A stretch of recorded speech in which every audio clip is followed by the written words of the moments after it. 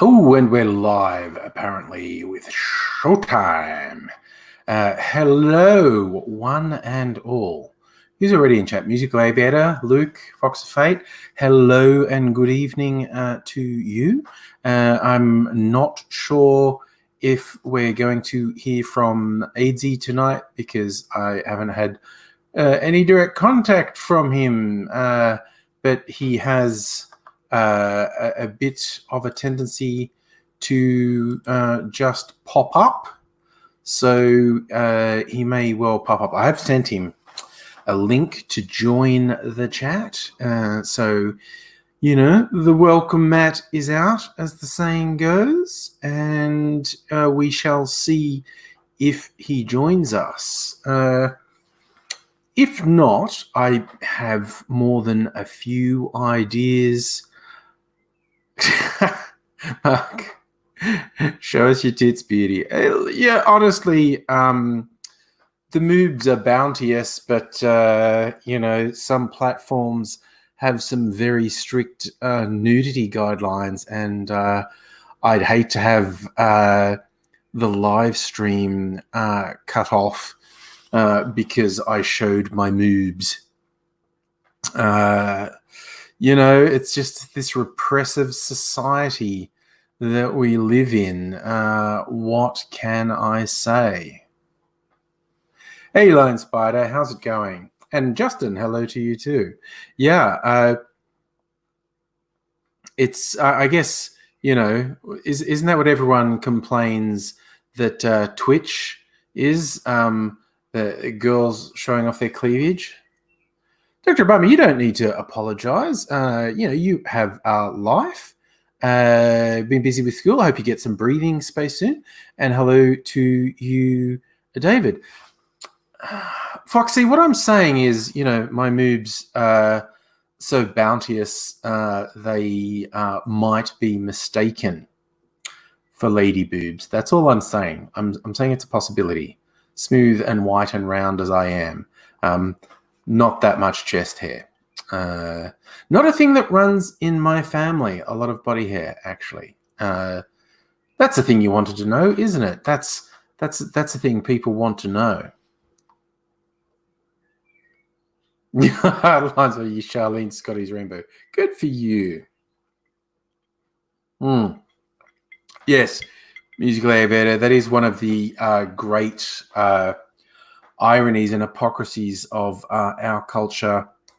Nudity and references to sexuality get stomped on hard, but violence and guns and stuff, that's much more acceptable. Kyle, how are you going? Good to see you. So, yeah, it's just one of the many, many, many, many ridiculous things we have to put up with in this world.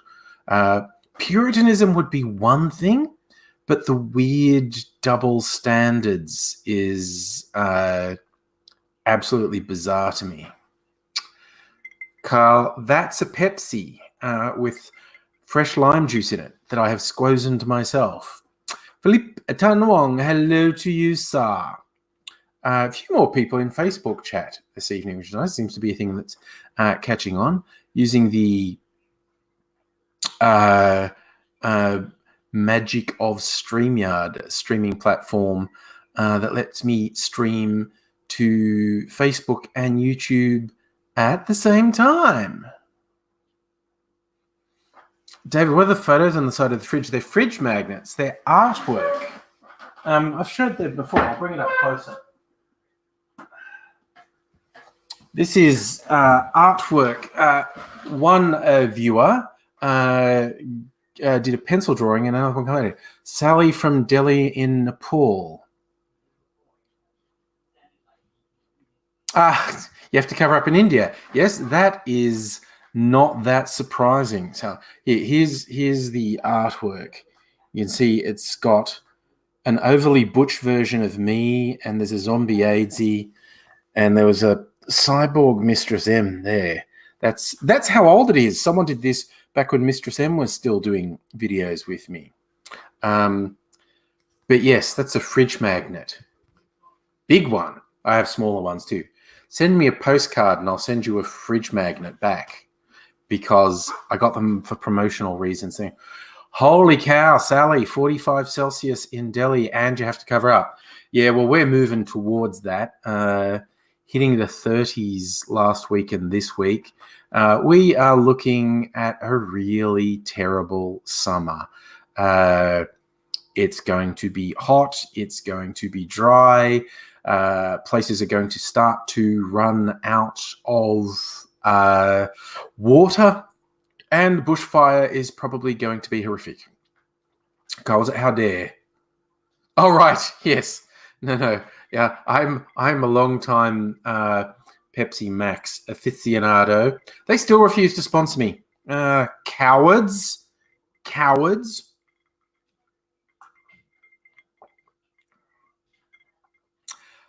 Yes, Felipe, again. Oh, well, again, I don't even look at, say there's no nudity. The shirt's ripped, and that's hairier than I actually am. I am not that hairy. I'm also not that butch. But so there's a little bit of semi-male nudity, and I certainly don't smoke cigars. There's obviously going for is that Duke Nukem or maybe the guy Hannibal from the A-Team? This thing. Sally showed the racist shut the fuck up video to Pommies, loved it. But yeah, it's sadly relevant everywhere. Oh man, I haven't done a shut the fuck up video for a long time. Should do it. Shannon, you're in the Maori Princess. Oh gosh. Yeah, you passed the bushfire. If you're going up and down the river, Shannon, I think you're going to see a lot of bushfires this season. Fox, so the bushfires in your area, Tank Plains.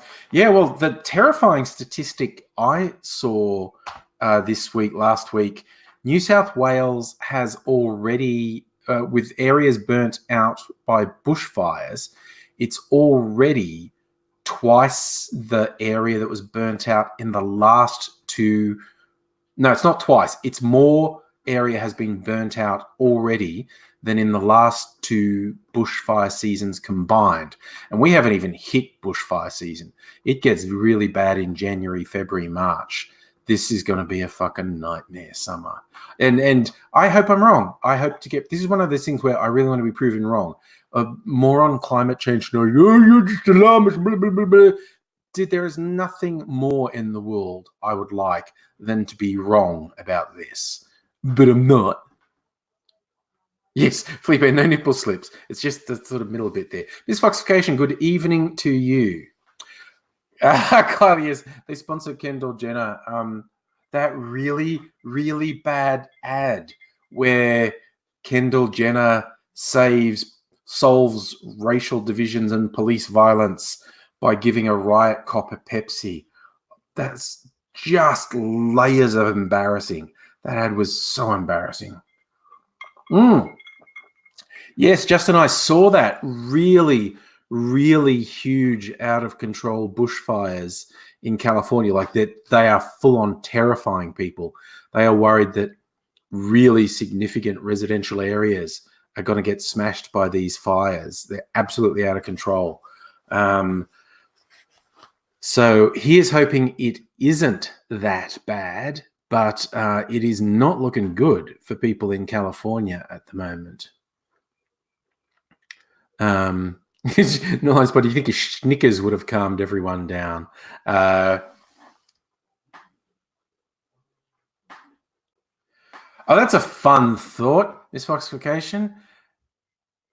Expecting 50 Celsius in some... There's the thing, in places where people live, we can expect to see 50 Celsius, which is... Because humans literally cannot survive temperatures like that without, the modern benefits of air conditioning, shelter and whatnot. That sort of temperature kills people. It's wild.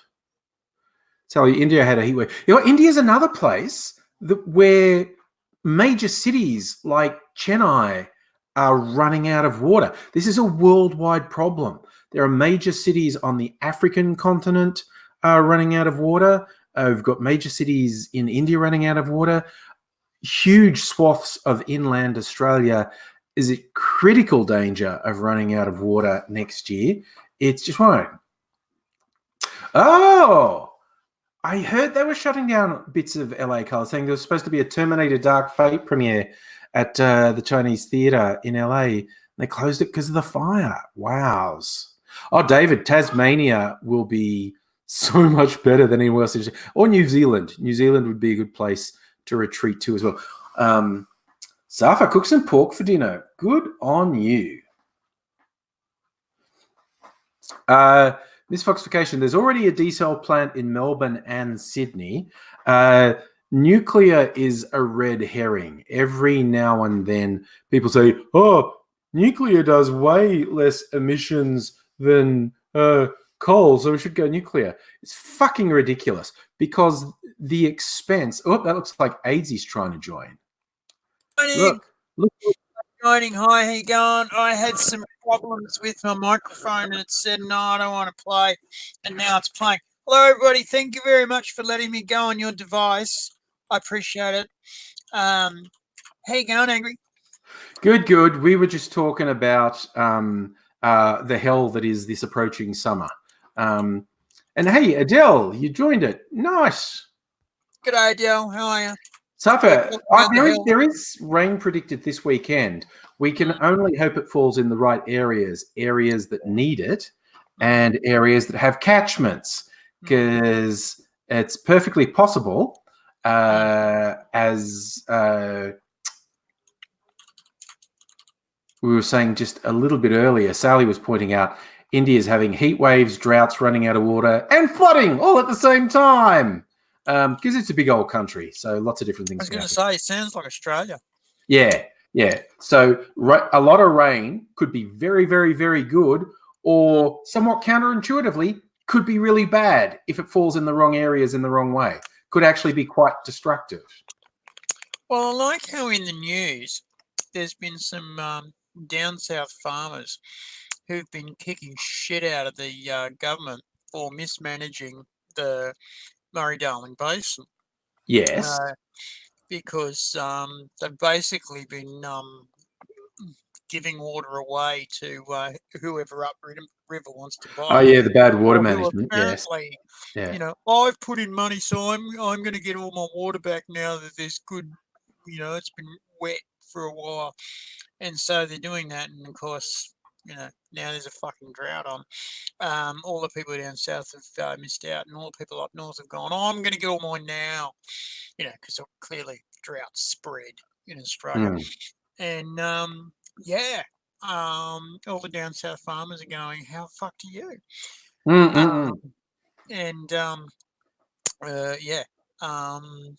There was nearly, in the Q&A, there was nearly a punch-on between a farmer and the Minister for Water. And there was nearly a punch-on between the Labor guy and the Minister for Water. And he felt very put upon, and everyone's gone, you are put upon.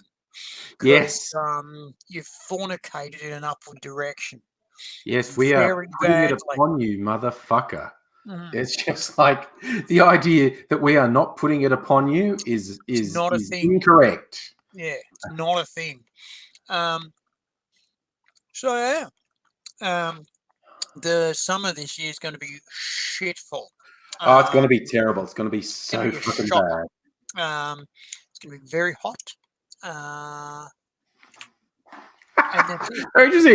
Sally's wondering why the hell I was playing George Michael during the live stream. Then she realized it was in a different browser tab of hers, but that's I like that. Was it a good one? I Want Your Sex or something? You know. Were we playing George Michael?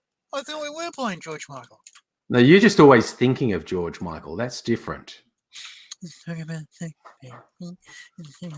I think I still know the words to Wham Rap. Actually, I've got a box of 7-inch singles I bought mostly in the 80s. I think I played Wham Rap so much. I think I still know the words to the rap part of it, not the whole thing. Yeah, the weird thing, I didn't really realize that song was a really aggressive fuck you, I'm going on the dole and having fun. Because that was in Thatcher's Britain, and that was just this gay disco, I don't care what you say, I'm going on the dole and partying, which is nice. Yeah, it was nice. Yeah, it was nice. Mind you, Thatcher was all over Clause 28.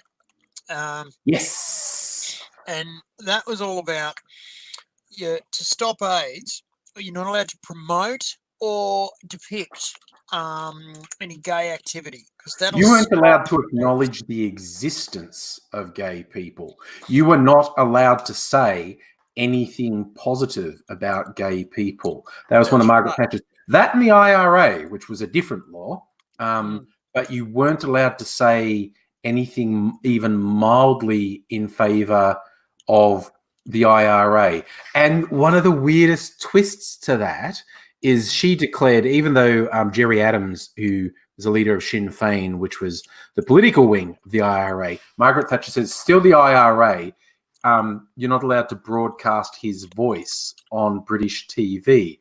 So they used to do this absolutely surreal thing where there'd be video of Gerry Adams, but an actor saying the dialogue that Gerry Adams said. Try and lip sync Gerry Adams. Dumb as hell. Absolutely dumb as hell. You can imagine Thatcher's ministers going, "Oh, press have done it to us again." Yeah. It just reminds me of weird, arbitrary censorship. When TV that screens at a certain hour has to bleep out certain words. And I used to laugh a lot. The Daily Show, you work out what they're allowed to say and what they're not allowed to say. There are uncensored versions of The Daily Show, but the one that screens earlier has all beeps. And apparently with the American broadcasting laws, you're allowed to say ass, but you're not allowed to say asshole. So they beep it, but they don't beep out both syllables. They beep out the syllable whole because you're allowed to say ass. So they're showing how stupid the regulation is because they're beeping the word whole, which is clearly not a swear. They're just highlighting the ridiculousness of it. And I thought that was the silliest one, but I actually saw an even funnier one the other day. It was some American stand-up comic, and at one portion of her act, it took me a while to work out what she was saying, but she was clearly saying pussy eating, and she was saying pussy beep. So it's clear for a certain rating, you're allowed to say pussy as many times as you want, but you're not allowed to say pussy eating. So they beeped the word eating just to highlight the absolute stupidity of the rule. So she keeps saying pussy beep, pussy beep, pussy beep. And it was absolutely surreal to see. Just arbitrary censorship is so dumb. Well, you got the George Carlin thing of the seven words you're not allowed to say. It was radio back then, wasn't it? Yeah. That was like why Lenny Bruce got arrested on obscenity charges way back in the 60s. Because he said there's some court case where a teacher got fired for being gay, and he's saying, how stupid is that? He's just teaching, What was he doing? He wasn't saying that it's okay, today's lesson, we're going to do chapter 3 of our maths test book, and then there'll be some cocksucking. And he got done. And he got done for obscenity for doing that joke. And it was live too. There were cops in the audience and they busted him. Yeah, well, because he had been doing the joke and he got told he wasn't allowed to, and they were going to bust him. And it was like a challenge. There were cops at the back of the hall, and would he do the joke or wouldn't he? And he did, and he got arrested. The whole process literally seemed to drive him insane. It's smashed his mental health a bit because he went he was helping. He went into a really bad decline. Like he was so obsessed with, rightly obsessed with how when he was supposed to be doing comedy routines, he would just sit there reading depositions from his court cases, and it's just like the audience is going, "Fuck, dude, dude, this is not $50. Can you?" I saw. Oh, I've forgotten his fucking name now. Eddie Izzard. Yes. On his first show of his world tour, which was here in Melbourne, in Australia. Mm-hmm. And he's jumped up on stage and done this random assortment of shit. And Yes. people have gone, what the fuck are you doing? And he Yeah. said, well, it's stand-up comedy. You can't rehearse this stuff. You just got to, try it out. And, of course, Australia's going, you can write it. And he Yes. was going, you can't write it. You've got to just, say it. And we're going, well, that's Yeah. okay. But why do we have to pay $60 to watch you fuck ass around on stage when you should maybe come back a little Because later? we're Australia and we're not important. Yeah, well, that's it. Yeah. Yeah. I still So, have, of all the stories you've told me about the days in comedy, my favorite was always particularly people who came over for the comedy festival. You're talking about Poms who, when their show bombs really badly, they talk about how bad the audience is. Yeah. It's the audience's fault that, Yeah. So that nobody's enjoying it. Which is an absolutely fascinating and not that uncommon angle to take. Well, young Australian comedians do it. And eventually they get slapped for it. The audience is shit. And then the other more senior comics was going, no, they were all right for me. And the other guys were going, yeah, no, they were good for me. Maybe it's because you're shit. Yes. Maybe if you wrote good jokes, they would be all right again. Maybe you should fuck off and write some jokes, you fucking idiot. And usually that'd either make them go away or come back with better jokes. Yeah. Trial. Although, of course, with an asterisk, that the same routine can do mind-blowingly well with one audience and crash really badly with another audience. But if you do 5 or 6 shows in a row and they all crash, it's going to be the show that's the problem. Yeah. And, usually it was these same guys who would suck every time. And eventually they'd get the wisdom,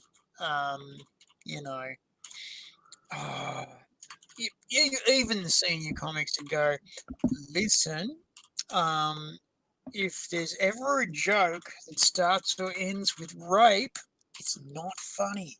Don't do that joke. Yeah. And they go, oh, no, it'll be all right. No, it won't. Also, if there's an animal in the joke, do not kill the animal. You can kill all the humans, but the animal must survive. G'day, Resting Days. How you going? Big Pat. How you going?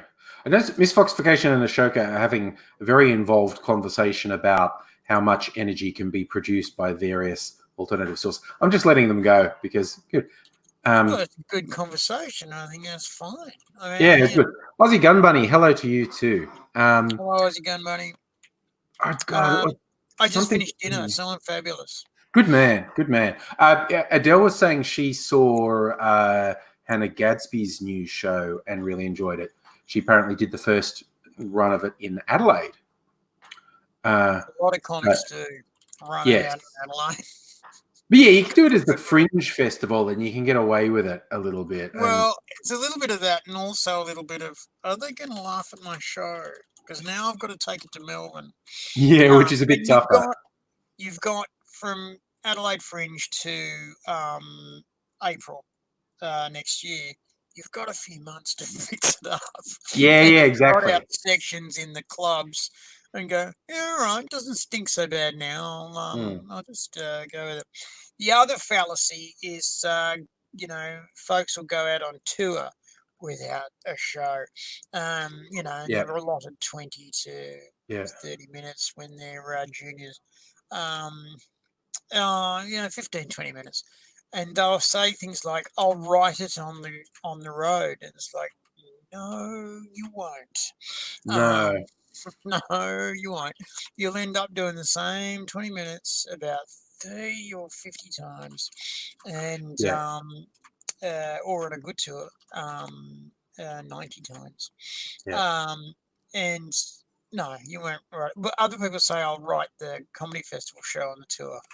No, you No, won't. that's way too punishing.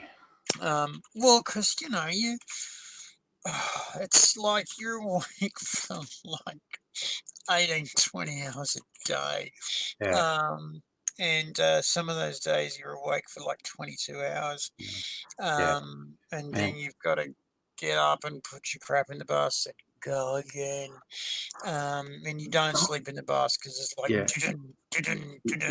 over outback roads that have got, No, crazy. Adele swapped from Facebook to YouTube because it's more stable, apparently. You know what someone should do? Someone should do, and it's probably been done, but a doco of the like American road comics, like comics that most people have never heard of, but gig 3, 4, 5 times a week, every week in Especially the regional. the university circuit. The Yeah, university circuit in the States is huge. A lot of comics never come into the pro circuit or the media circuit because it's a good it's a good earner. it's a Um, job. it's a job. It's a good earner for if you can hack 10 years of the college circuit, which is easy to do, because Yeah, remember every 3 years your audience refreshes.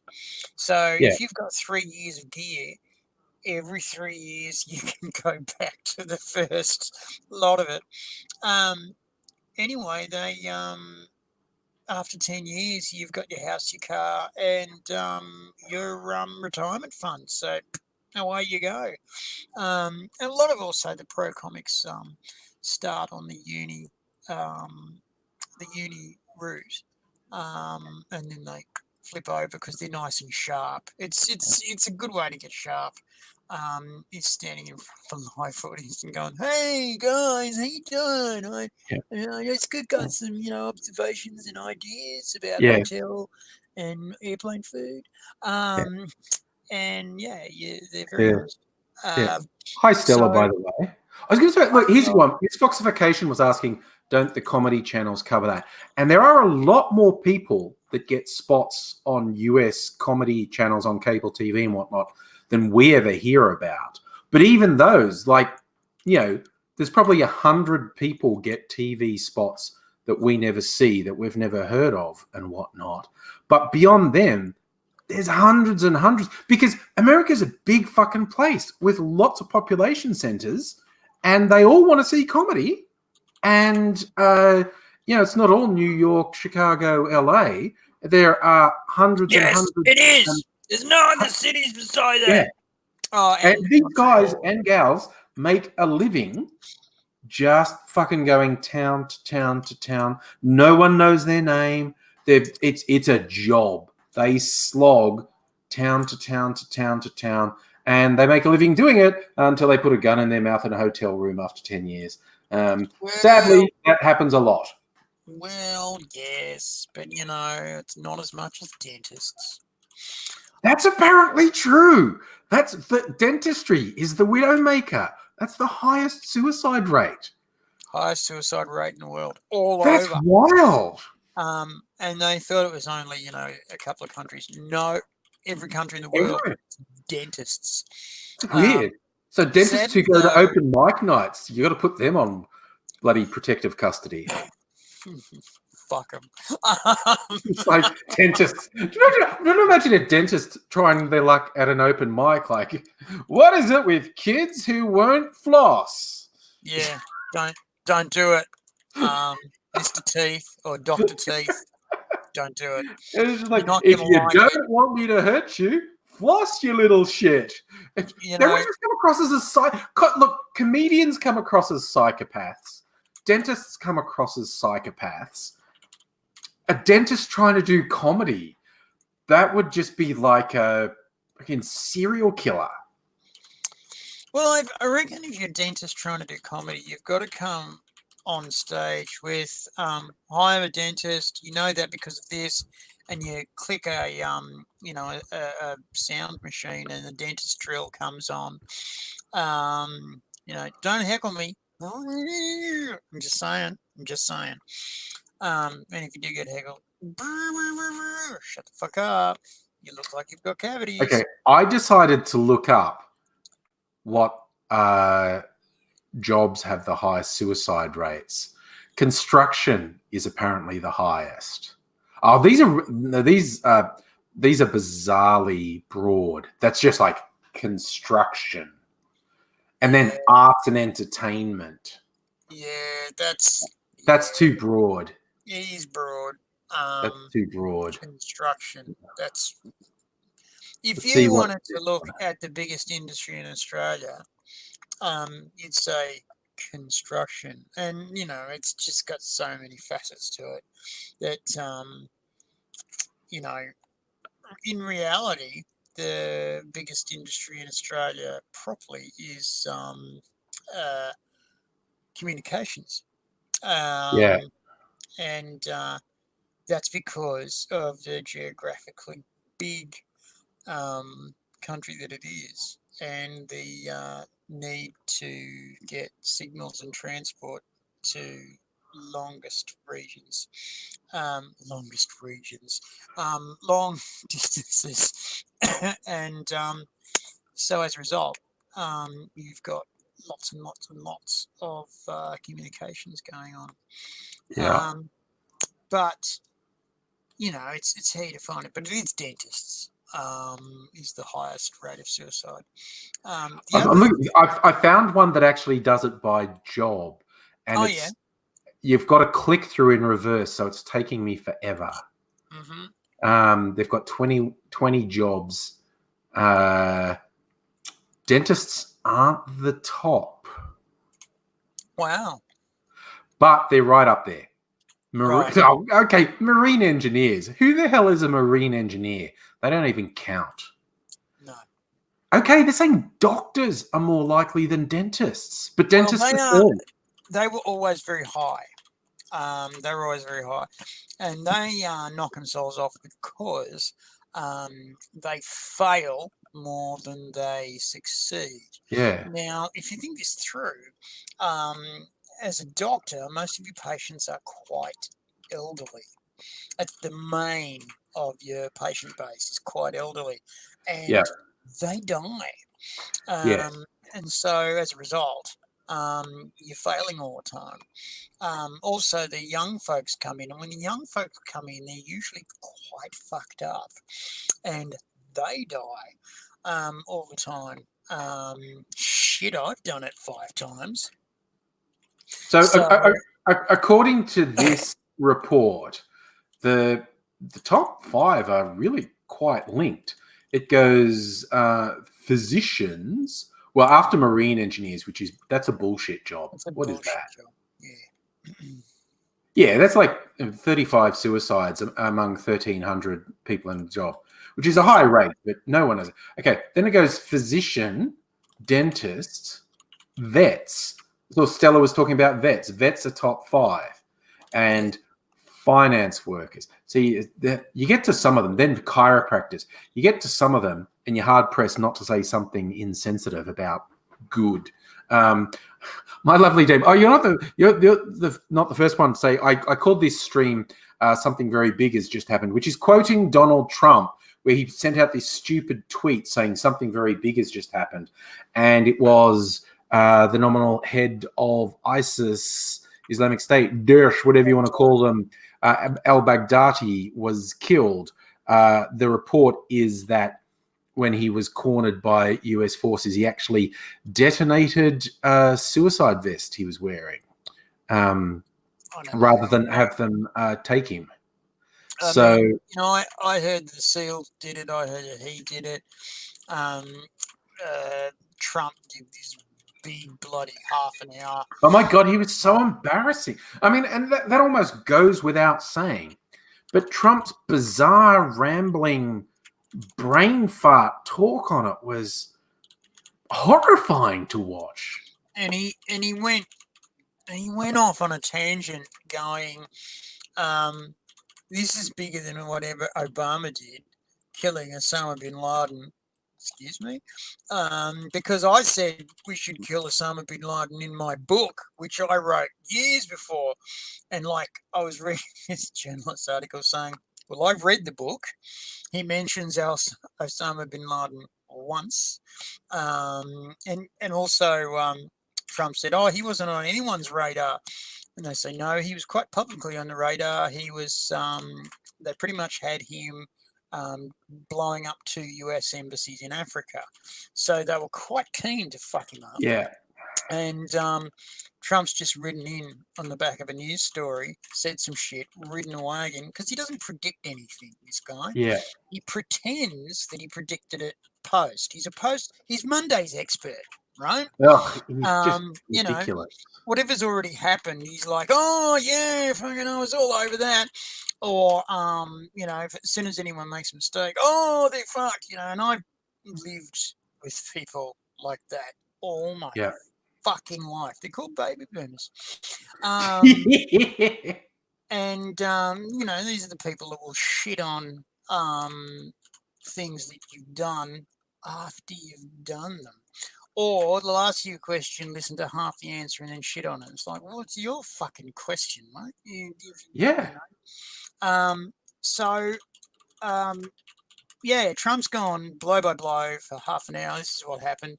Yeah. And everybody started to compare him and this to Barack Obama when they killed Osama bin Laden. Obama comes out, gives a 10, 15-minute summary, just understated. SEALs did it after a small skirmish. Everybody, all the security people and the you know, the secret security apparatus did a good job after years of working. They finally put it together. Good on them. He was buried at sea. I'm out of here. And that was it. But no. So there was the photo that was released in the Situation Room, and Barack Obama and everyone's like looking really going, intense. what the fuck? Yeah. And you can see Hillary Clinton doing this, and apparently it was pretty much at the point where the one of the helicopters smashed into the wall. That's right. They crashed a helicopter. Yeah. Fuck. You know, is this going to turn into a nightmare? Because they're in Pakistan without a passport. You know, yes. And there's a military base just down the fucking road. Yes. And it was done on a nudge wink, like, okay, we found out, you fucking pieces of shit, that you don't know where he is, but he's living up the road from one of your military bases, you fucking wankers. And it's like, nudge and a wink. You didn't say we could do it, but you're not doing anything stupid. But yeah, crashing a helicopter is problematic. It raises issues.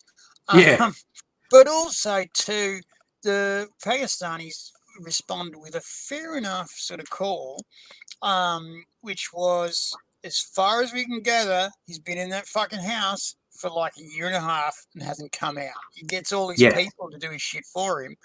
And, you know, he was like, you know, stuck in there, not moving, watching his TV all day. With the porn on his hard drive. They loved it because they took his computers and stuff and they gave an inventory of what was on his hard drive, and they felt compelled to describe the porn that was on his hard drive. You know, it was like when they were doing that trial in Indonesia of those terrorists who blew up that nightclub. Oh, yeah. And one of these guys said there's a whole bunch of gay porn on his computer, and he lost his fucking mind in the courtroom. And you know, these Australian prosecutors going, well, I don't know, I was just looking at the computer. I'm just saying what was there, knowing full well that would pretty much fucking destroy him. So, you know, they do this to put a bit of a dig in. Anyway, so Obama's just given it a bit of, he's a dickhead and we killed him, and he's now in the drink somewhere. The Pakistanis were going, we didn't really know he was there, sort of maybe, but we weren't really sure. We would have phoned you. Americans will go, well, don't worry about it now. It's all good. Yeah. So there wasn't, everyone just sort of said, let's just turn the page. And everyone Yeah. went, Yeah. yep, we'll do that. I'll be missing your TFU Fridays and Wanga Fat Wednesdays. Gecko, Angry. do you mean you've been missing watching them, or I've been incredibly slack and haven't been regularly making videos? Because the latter is actually true. Everybody. I did do a Wankafat last week and then didn't do a TFU. It's just the thing. I need inspiration for those, and I don't always have it. Just the way things are, and I definitely overthink it. I should just do it sometimes rather than overthinking the way I do. Because when I overthink it, then I don't do anything. Because I go do that. No, don't do that. Don't do that. Don't do that. Or not, and then you don't do anything. So also I was binge watching. When you said BoJack just Horseman. do it, were you mimicking Shia LaBeouf? What about the? Oh, right. Where Sheila do it. Booth did that "just do it" thing. Just do it. Yeah. Which I thought was very nice of him to do it in front of a green screen and to get, was it Juilliard's or New York something? And they asked him to do it several different ways, and he did it. And strange boy.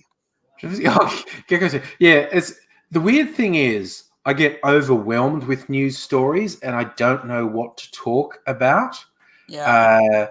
And like Gecko Ray's one of the hearings into the Trump impeachment thing, these fucking weird motherfuckers, a bunch of Republicans forced their way into this secure hearing when half the people already in the room were Republicans.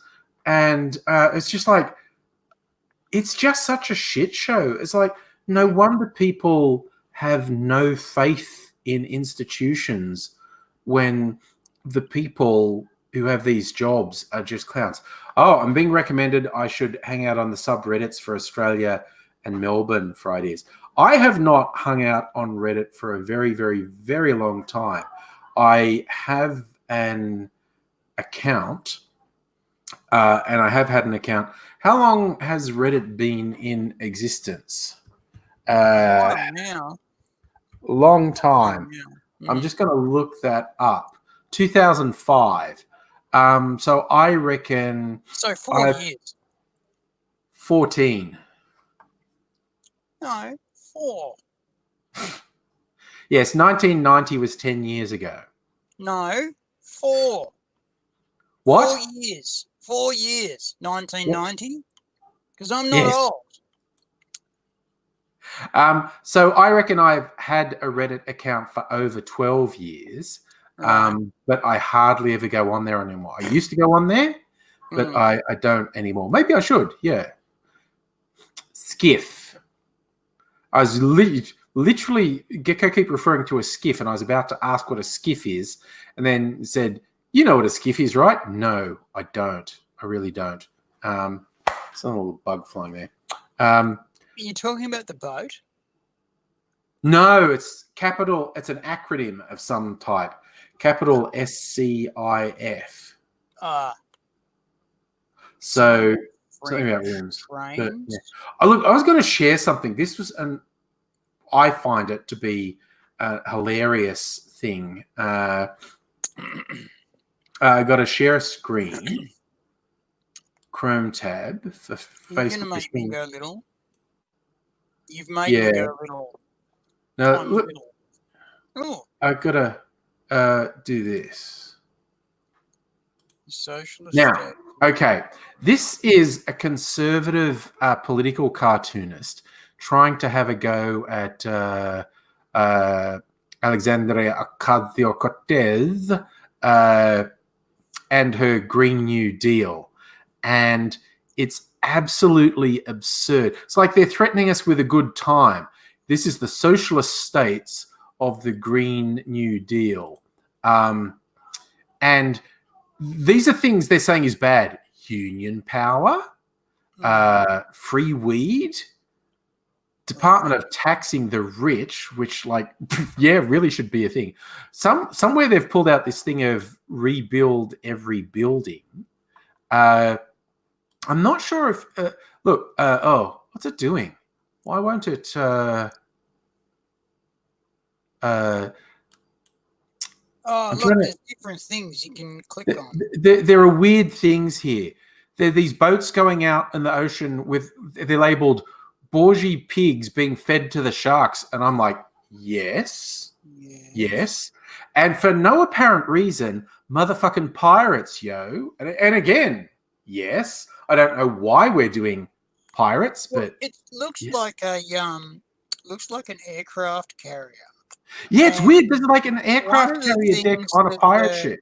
military is not doing is taking on pirates on the sea lanes, Yeah. especially to and from Australia, especially to and from China. And that's controversial in your Yeah.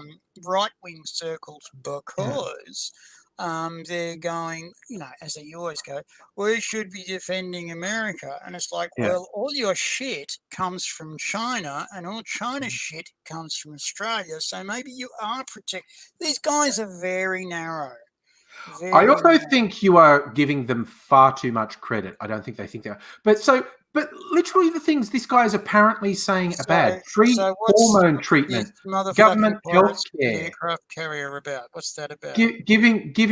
feeding the bougie pigs to the sharks, actually taxing the rich, having public housing, union power, and hey, free weed. I will never get over, and he's just inventing shit that no one ever said about a railway to Hawaii. Rebuild every building. Free weed. I will never understand the extent to which these clowns say things that a really huge chunk of the population think is a good thing and try and say it to be a bad thing. Oh, yes, Megalich, that thing you picked out there, Mexico seems to be part of the USA.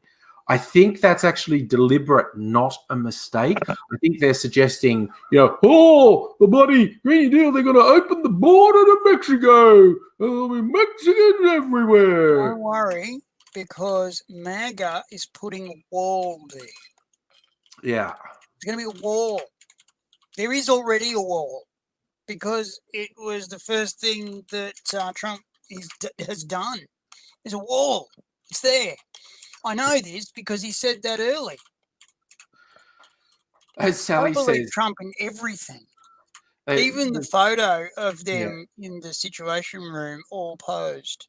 Oh, God, that was embarrassing, that photo. You just see the actual military guys in that photo are sitting there like, I don't want to be here. I don't want to be Some here. of them were given a bit of, I don't want to be here, and some of them going, yes, I understand. Yeah, it was about 50-50. About half of them went into it, and the other half were like, this is humiliating. It's just like ridiculous. The photographer's got to be standing in front of the main screen to take the shot. It's like, what are they looking at? Yes. It was absolutely absurd.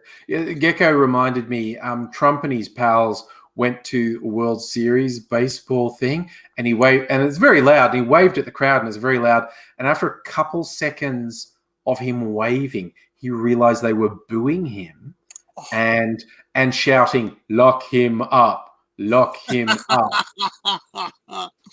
Well, one of the things he promised straight away, because he's a billionaire, apparently, is that he was going to bring the cash, right? Big time. Going to bring the cash, and they're going to immediately be in surplus, right? Because he knows things. He hasn't brought the cash. The economy's going backwards. People are losing their jobs again. And when was the last time they lost a shitload of jobs? Oh, last time the Republicans were in. Yeah. That's right. And basically everything he's basically said has either a retrograde step or been shit. And so now a lot of, the Great White Hope has just failed on every account. And it's increasingly apparent that he's a criminal shit. who has multiply broken the law Yeah. after he got into presidency. Yeah. He's like stealing shit from court cases that haven't gone away from before he was a president. And Yeah. now that he's a president, he's like clearly broken the law several times. And this is Yes. in the first 6 months of coming to office, because justice grinds really slowly in the high end of town because, you can afford to make it Yeah. go away. And, they're just faced with a shocking fucking conclusion that at some point they're going to have to arrest this president. And that gives them all kinds of difficulties because he's the final arbiter of law. And his own Department of Justice, what are they called? State Department or State? I don't know. It could be. Anyway, the DOJ is going to have to turn up and go, yeah, hands behind the back, big guy. Okay, so that's the thing. There's a legal concept that a sitting president can't be prosecuted. That's right. Why impeachment exists, to remove an unfit president from office.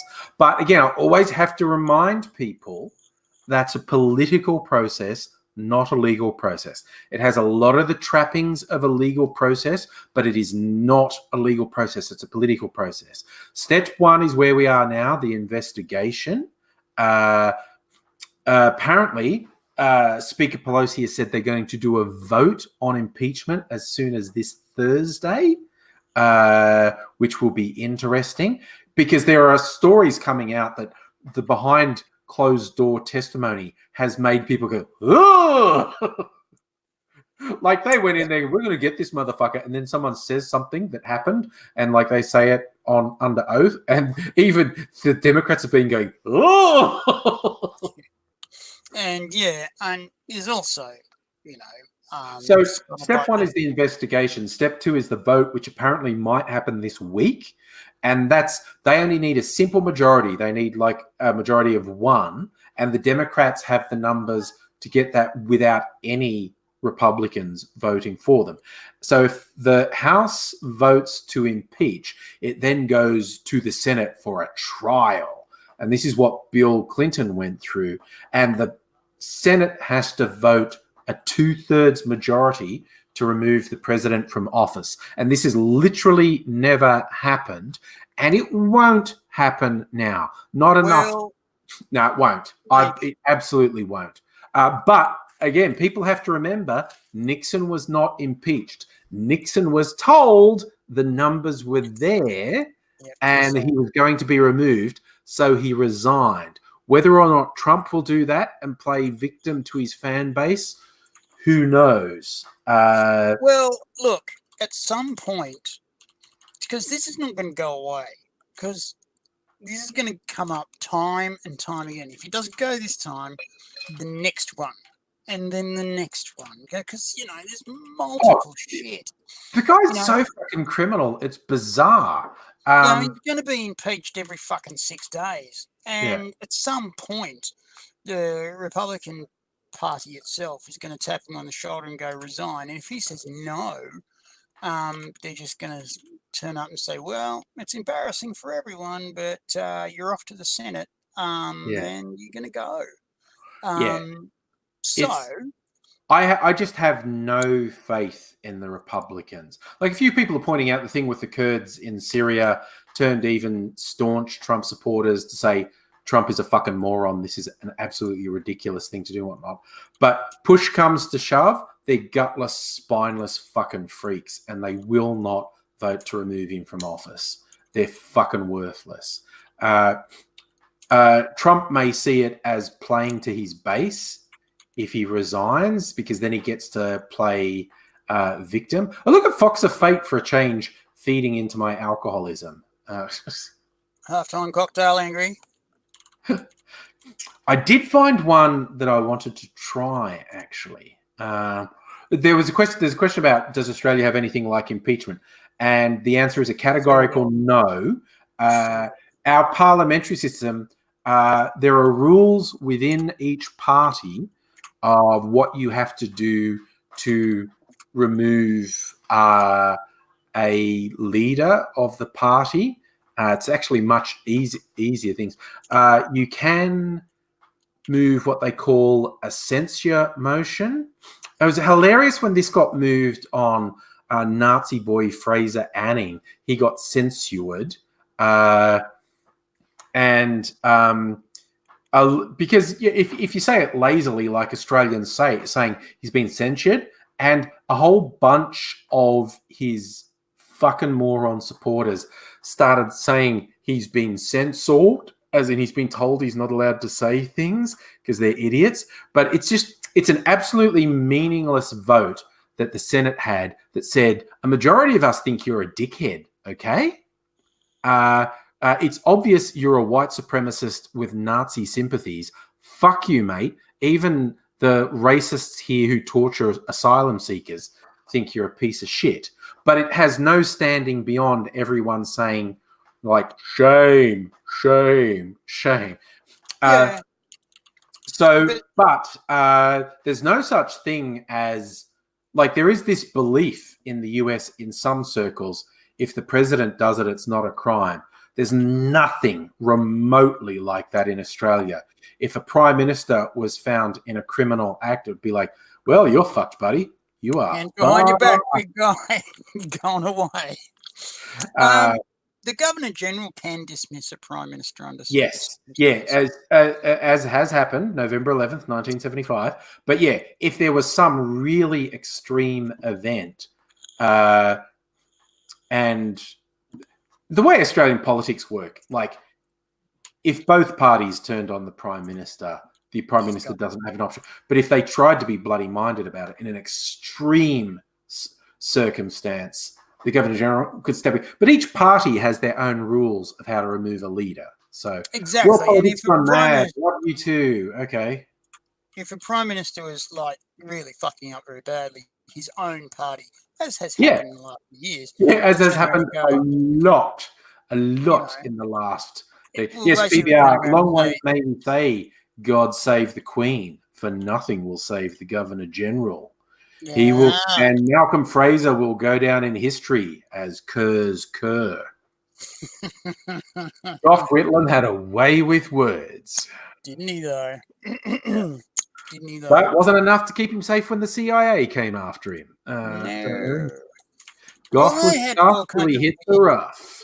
Uncle Stanley John were quite enough. Oh my God, the trade unions are getting power. Oh yeah, dickhead. I did some reading because I was too young to really know what was happening with Whitlam. I did some reading, and holy fuck, like the CIA definitely were part of the move to get rid of him, and it was basically because he categorically said, "We don't need America." Yeah. We don't need an alliance with America. We don't need to host American bases. We don't need to do a goddamn thing. Oh, David, you can tell Malcolm Fraser in his later years was good because the majority of the modern day Liberal Party fucking hates Malcolm Fraser, repudiates his stance on refugees. Malcolm Fraser was extraordinarily compassionate to refugees, specifically towards Vietnamese refugees, because he said, this is our fault. This was our foreign policy. Also, too, remember that most of the refugees that were coming back in those days, which wasn't explained to the Australian people at all, were southern Vietnamese, which were our allies. Yes. And the northern were being persecuted and murdered, were and they basically coming through and getting payback. And we're fucking torturing and killing them. And a lot of the guys in the South were going, well, I'm fucked and it's time to go. And so, you know, it was like stick your gold up your ass and brave the pirates, get to Darwin and hope that you don't get deported. And so a lot of them were let in. But at the same time, Malcolm Fraser also let a lot of the Lebos in as well. Well, again, they were Christian Lebanese fleeing civil war where fucking fairly aggressive Muslim militias had the upper hand. So the vast majority of Lebanese migrants who got here in the 70s Christian Lebanese. Now, more recently, we've had a lot of different flavors of Muslims from countries as refugees. Again, specifically because of our fucking foreign policy. They've been persecuted and murdered, and it's worth risking their life because they're definitely going to get tortured and killed if they stay where they are. Indeed. So, I am going to try seeing a halftime refugee. I found a refugee. Look, where is this? The pink flamingo. So AT's going to talk to you while I make a pink flamingo, which is rum, lime juice. This is pineapple gum. I don't have pineapple gum, but I have some pineapple juice, and I have some passion fruit gum syrup, and a mix of aperitifs, and a little dash of absinthe. It's always nice having a little dash of absinthe. Ducks on a Rock's been hanging out at 6 a.m. That's nice. Good on you, Ducks on the Rocks. So I am going to get the... For a second, Angry. He has to go off somewhere. I'll look after things till he comes back. So apparently this copyright drink has a mix of aperitifs, Campari and Aperitivo. I've got a few aperitivos. I don't have Campari because I don't fucking like Campari. I have bad experiences with Campari. It's the main ingredient in one of the trendiest cocktails at the moment, and I do not like it. I just don't. The Negroni. You got to be really careful. That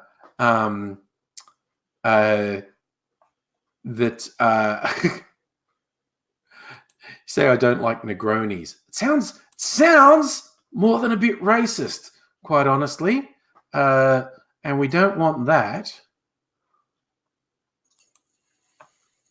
What do we got going on here? World politics. Are you actually using an icon of me on your channel, which is interesting? It is. Oh, good on you.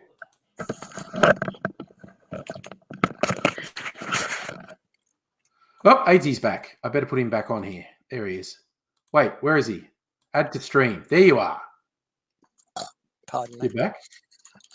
Indeed, I'm back. All right. What did you want me particularly to talk to the folks about? I don't know. I thought you had a head of steam going on some stuff. Perhaps. I know Sally's saying apparently there's a case against Dutton in The Hague, but probably nothing there's a case to come against Dutton in The Hague. There's a case against a few of them in The Hague right now. A lot of the people involved in the overseas asylum camps are basically in line for a bit of a slap, but particularly the Liberals who basically shut down public discourse about it by making it secret. And they said, we're going to only answer questions once a week. Then they said, we're going to answer questions once a month. Then they stopped. They just stopped. And then they sent a lot of the Royal Australian Navy up there. And then the Australian press and the public said, what are you doing with the Australian Navy up in the north? And then they said, well, we're not going to tell you because it's a matter of security. And then the Australian press and Australian people said that'd be the Royal Australian Navy. That'd be the Australian Navy, who's very expensive and burns through a lot of tax dollars when they're at sea. Do you want to maybe fucking tell us what they're doing? I said, nah, it's all security. And it's like, security against fucking who? We're not being attacked by anyone at the moment, like any nation state. We would know. There would be bombs and shit dropping on us. People in Darwinville would be making frantic phone calls about, someone put a big fucking hole in my backyard. So there's that. And there's also, just quietly, the refusal of the Australian Air Force to do something up there. Apparently there was a regular patrol, and then there was a phone call to the air marshal, saying, "Oh, you got to get several 100 million jets up there." And the air marshal politely said, "No, we'll just keep on patrolling Australia like normal because there's no evidence of anything going on up there that would warrant." See, like a lot of people don't know these fast jets cost between $40,000 and $70,000 an hour to run. And if you're going to stick 100 planes in the air, you're going to burn through your budget real fucking fast. And the Australian Air Force basically said, yeah, no, unless we're actually being attacked, we're not actually going to put a whole bunch of our Air Force in one place. Also, it's a dumb idea because if you put your entire Air Force in one place at one time, anyone who wants to come over to your house and kick over your furniture and take your shit, and there's a few people who want to do that, talking nation states, basically will get in through the side door and go, yay, we're going to kick over furniture and take their shit. So, yeah, Australian Air Force said, no, we're just going to keep on patrolling the east, north and west borders like we normally do. No one's coming from the south. The only people who are south are basically the South Americans, and they're not interested. The Tasmanians. It'd be tricky for them to go over the pole and do it. It'd be like they'd have to stop off and fuel at the South Pole, and everyone would look at them funny and go, there is no fuel here. Why are you here? And, it'd be awkward for them to say, we're going to attack Australia. And because there's an American base right at the South Pole, but right next to it's an Australian base. And they go, can you not? So, yeah, they're not coming. The other people will be coming from the south are the South Africans, and they're not coming. So, yeah, it's only the Southern Ocean down there. And the Tasmanians. Well, no, we bombed them. We got FA-18. We do actually. We used to use Tasmania as a bombing range. Well, they've started it up again. Have they?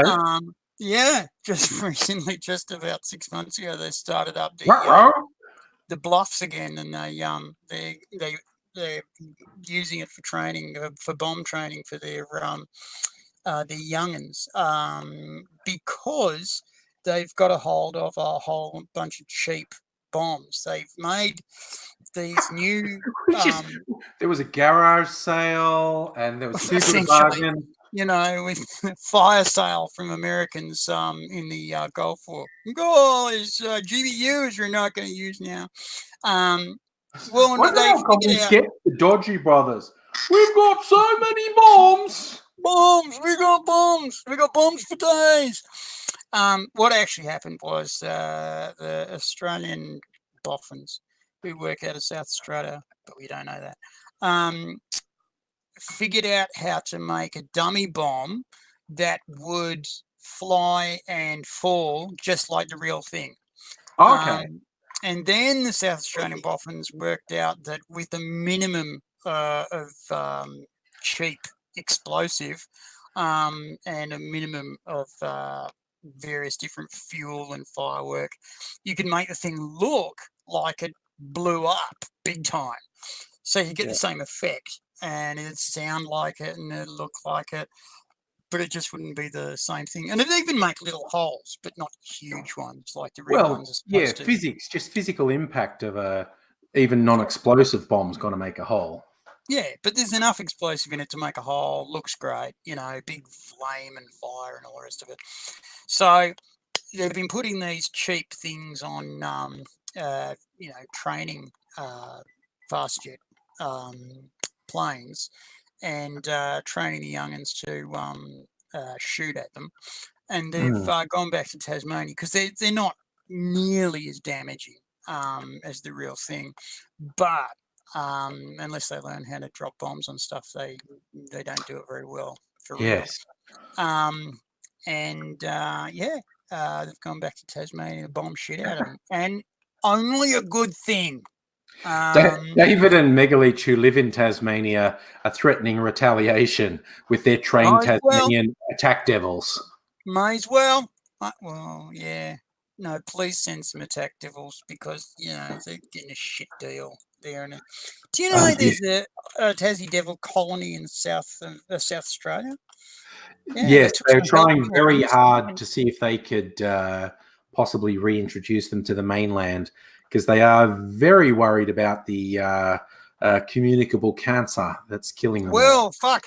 You know how in a lot of animals, if they're endangered, well, fuck them, they're in trouble. But there's no shortage of money for the Tassie devils because a mammal that gets a communicable cancer is going to cause a lot of fucking attention in the human world. The It's Centers very for Disease Control have fucking put in a lot of cash. Tassie devils, no want for money, but Jesus, that disease is nasty. For those who haven't heard, what are we talking about? Because everyone gets cancer. You get cancer. But what this is one devil because they tend to bite each other, particularly on the face. That's how they say hello. They bite each other. Much like Catholic schoolgirls.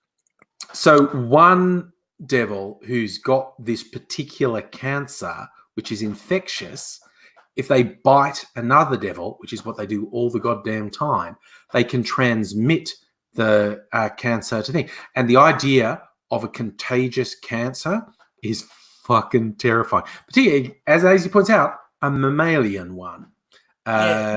Because shit jumps species all the time. That's why we're scared of avian flu. That's why we're scared of swine flu.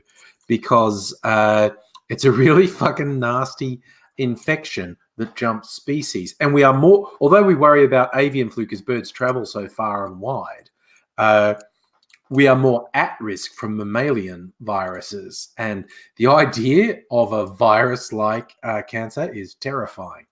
Well, because, if it happened in the Tassie devils, there's no reason why it won't happen in the human population. Yes. And we already know that when you clear forest or rainforest to put up cow pasture or houses, that's when you're going to come into contact with ancient bacteria and viruses. Yes. That will be full-on diseases in humans, just like HIV.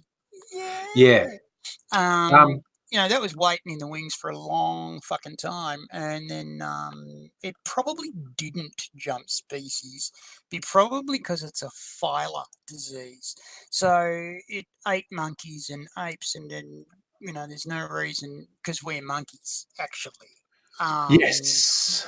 We are actually in the family of monkeys, which is why it's always interesting when you see NASA pull off a fucking great landing or probe find.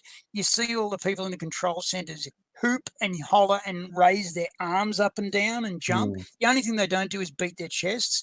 But if you look at populations of apes and monkeys, when they've done something right, they do the same thing. So really, they're the cleverest people in the world. And you go, really, we're just clever monkeys.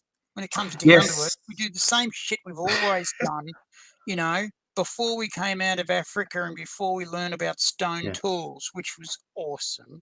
Fire, stone tools. Fuck, we are opposable thumb world.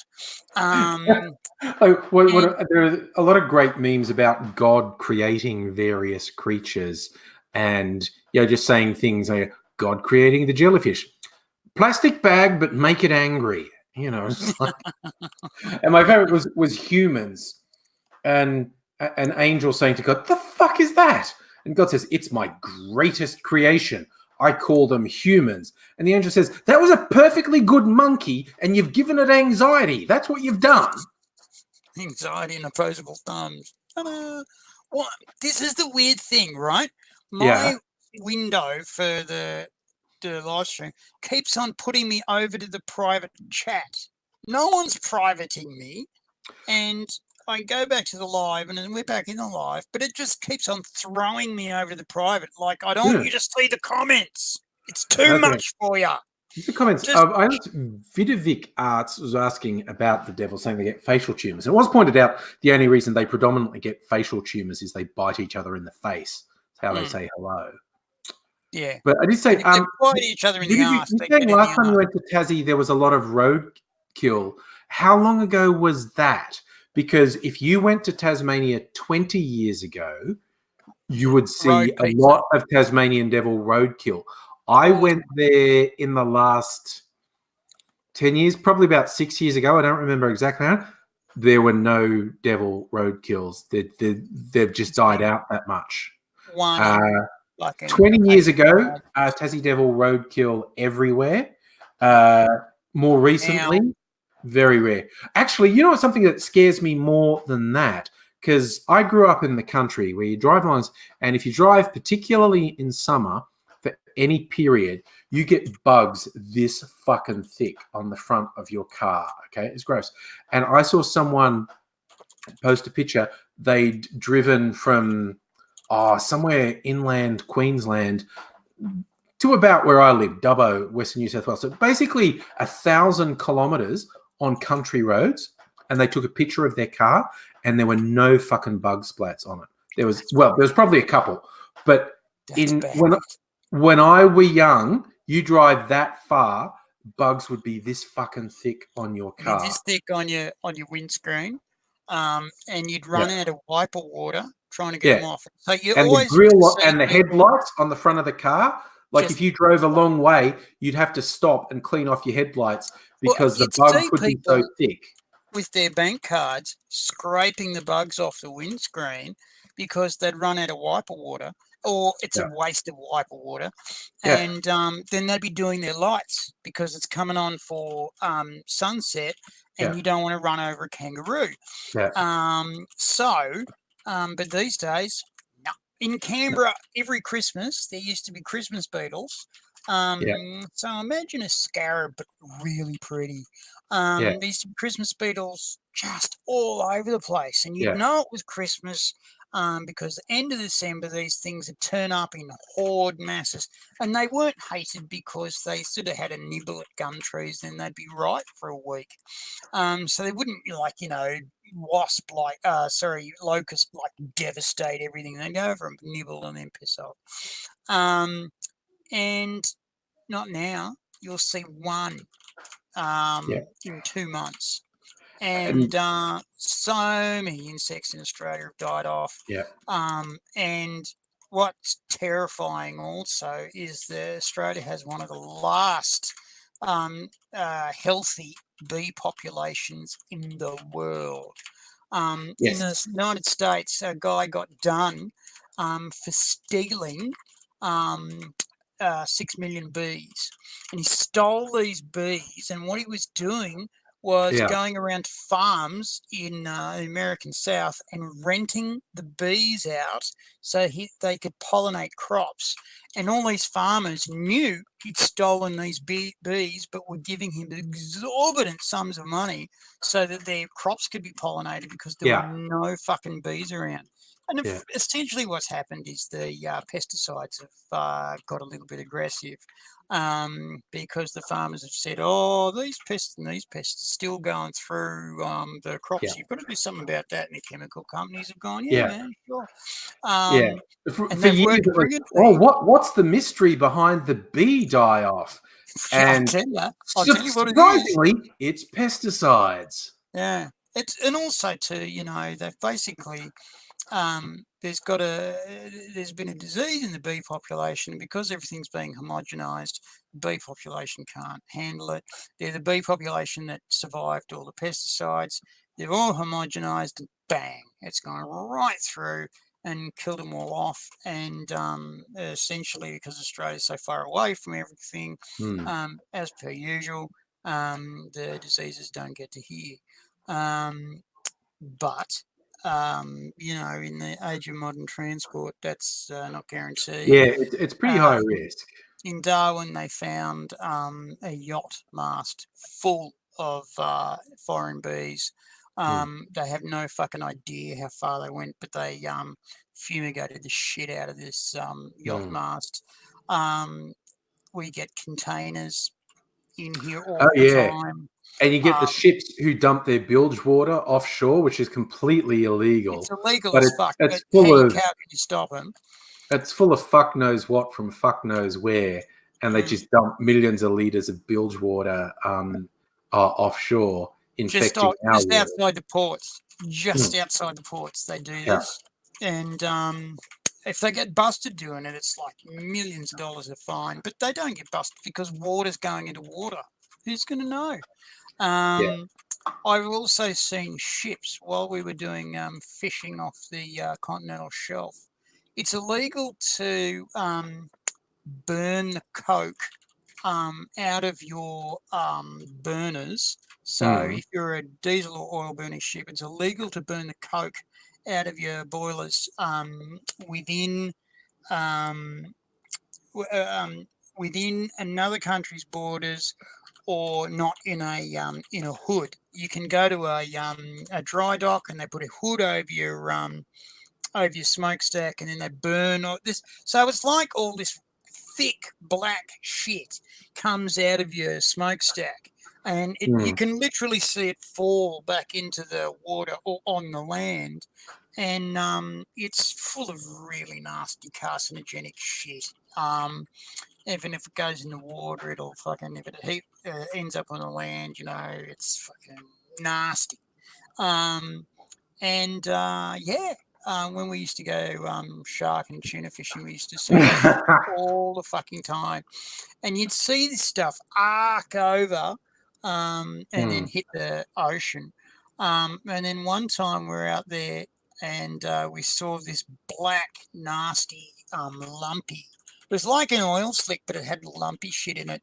Yeah. And we're going, that's coke fumes right there. Yeah. It's even wrong to call it fumes because it just, smoke, because it just falls back in the ocean. Yeah. It's like really dirty. As there's questions going on about, are you talking about cocaine? Go, no, it's a coal byproduct. It's like soot, but the size of your fist. Right? It's that was what it is. It's soot, but it's built up so much that it's huge. It's absolutely massive. And then they burn it out of their smokestack to make their engines more efficient. And they call it coke because it's not burnable. It's the fuel byproducts and the carbon that builds up on the inside of exhaust. So you can imagine everything an engine spits out when it's finished, banging stuff around. And a lot of it's like they say it's water and carbon monoxide. Yeah, and all the other stuff. Yeah, really nasty stuff. Petrochemicals, which is really toxic and really cancerous. Does AZ have a blog or channel? Wealth of info. Right, Sally? Damn straight. If you're looking for info, I'm your guy. You can ask. That's why I mainly get him on here, so he has an outlet.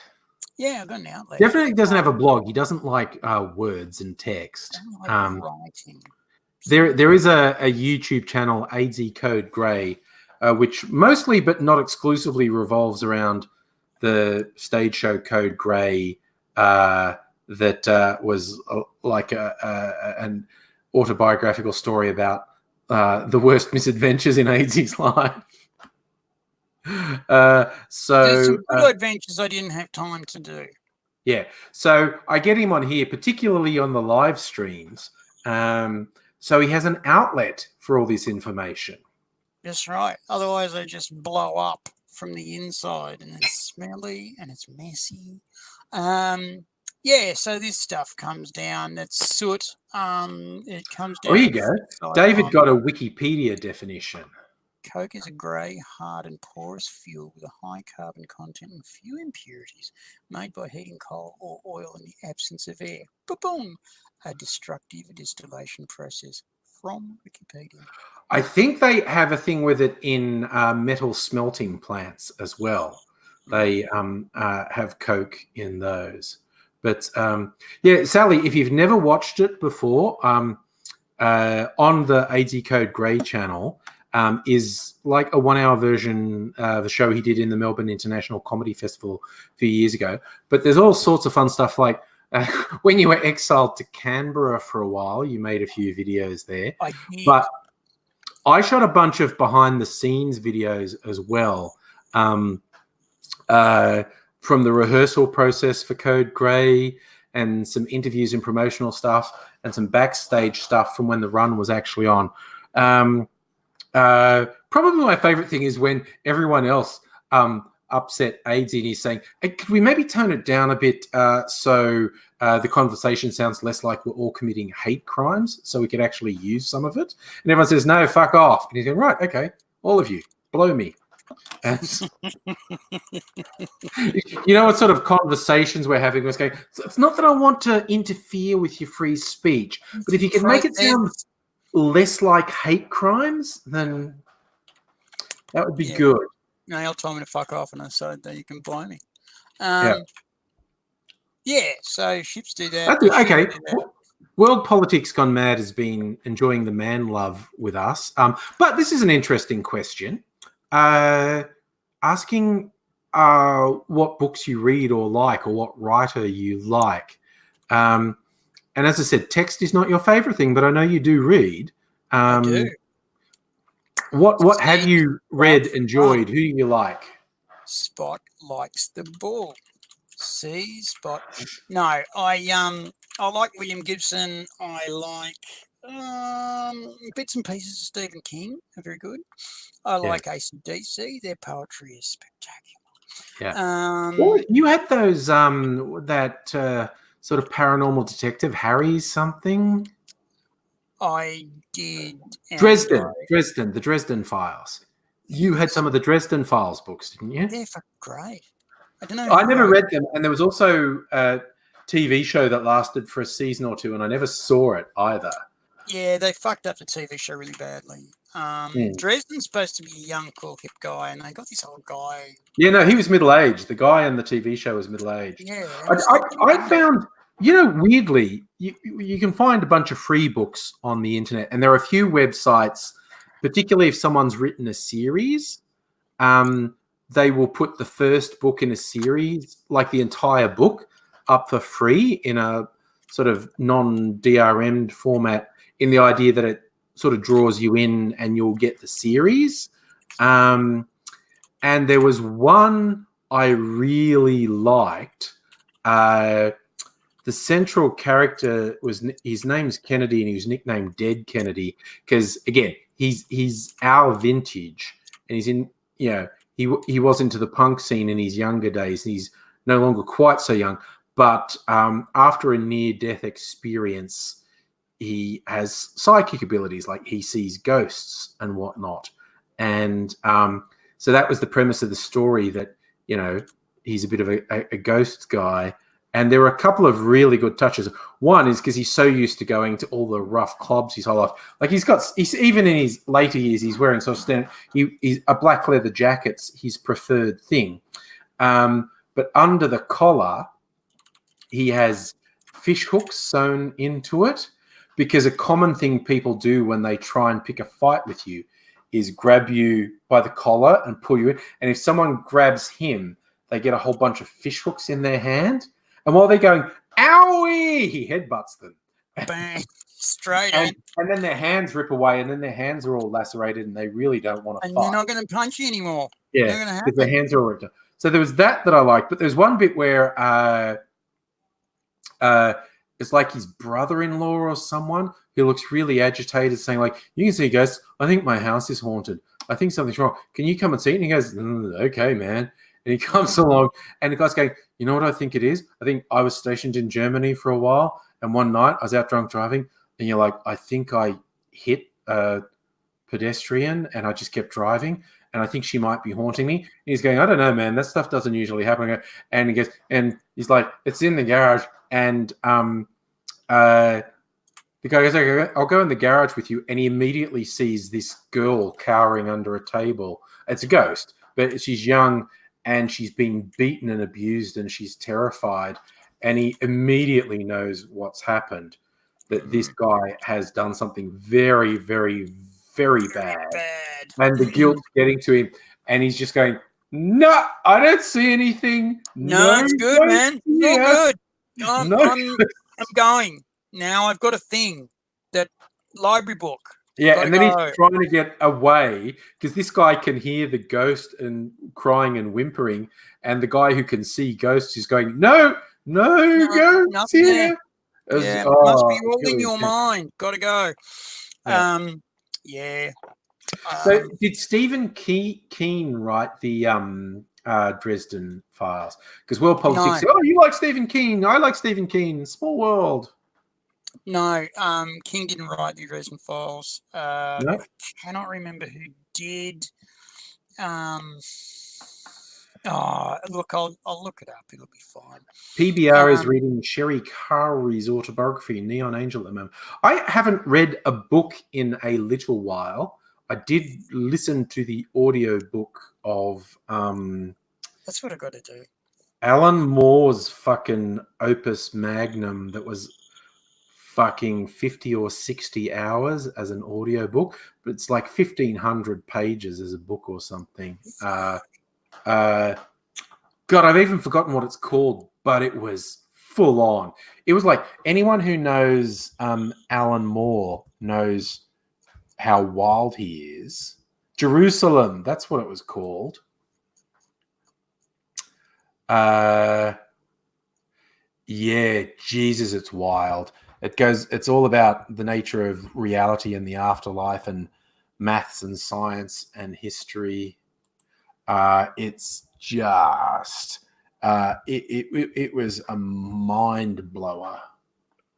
1,266 pages. It was like 40 or 50 or 60 hours as an audio book. It was like a month of just listening to it to and from work. Yeah, it's Alan Moore. Did it actually end up making any sense? It really did. He tied it in.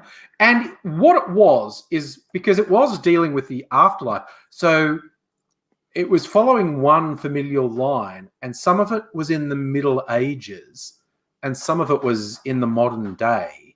And his central thing was how the Tories had fucked up England, basically. Which is, a theme in Northern England. He does like that. And but it was people in the Middle Ages having religious visions and ghosts and holy cow, it really went there. And it was the same family line, and because of the ghosts and stuff. And in this version of the afterlife, the ghosts can move through time the way we move through physical space. Yeah. So once you're dead, you can just move through time however you want to. So everyone exists at the same time in the afterlife. So these, and you can also represent yourself however you want in the afterlife. Like that's one actually a Jewish concept. Yeah. No, he's taken it from some established ideas, and one character has a near-death experience, is dead for a little while, and explores the afterlife, which he keeps calling the upstairs, and the time works differently. So this kid chokes on something and he's not breathing for, I don't know, like 15 minutes, but has months worth of adventures in the afterlife in that time, and is traveling with a bunch of other ghost kids, but only one or two of this gang of ghost kids are actually kids. Most of them died as adults, but they choose to travel the afterlife in the persona of kids, and they're a little gang of scruffy street urchins. I'm just going to get you to pause there. Due to illness, I've got to bail out right now. Okay. So guys, have a good one. Thank you very much for letting me on your device. I'll see you on Thursday. All right, buddy. Look after yourself. Wow. Okay. That is unfortunately. AIDSy's probably just gone to throw up. That's the way it goes.